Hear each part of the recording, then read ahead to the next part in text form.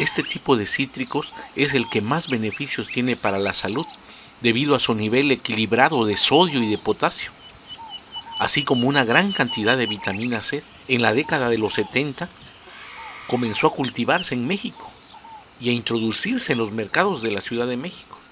Para mediados de los 80 se convierte en uno de los productos más dinámicos del sector agropecuario.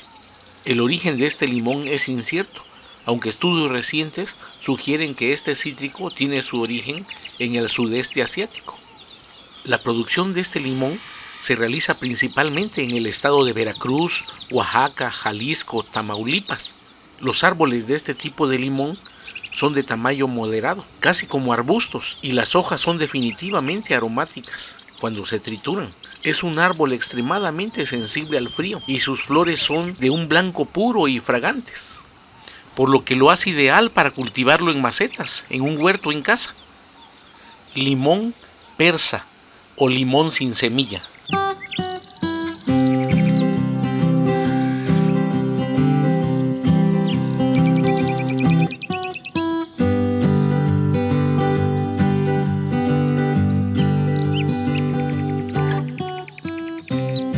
Lo primero que debemos saber es que los híbridos no deben confundirse con los organismos modificados genéticamente, que han sido alterados genéticamente en laboratorios. Los híbridos son el resultado del trabajo de agricultores que han creado subproductos de 2 o más frutos mediante polinización cruzada.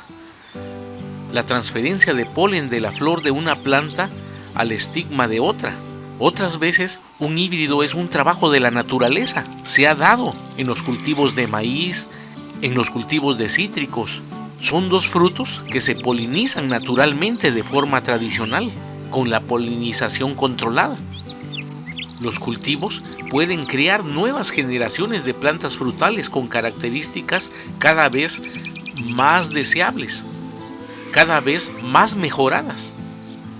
Los agricultores se benefician de las plantas de frutas híbridas que son naturalmente resistentes a las enfermedades y abundantes frente al calor, frío y sequía, además de producir rendimientos consistentes y más altos con tiempo de maduración de la fruta predecibles.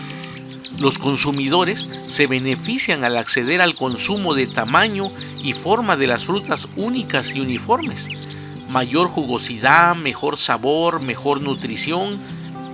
Esto no quiere decir que sean cultivos ajenos a la agricultura orgánica.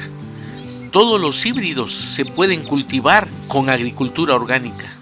Esta planta de limón persa producen continuamente debido a que tiene varias floraciones durante el año, pero existe un periodo de alta producción que se da entre el mes de mayo a septiembre y el resto con menor producción y volumen de la fruta.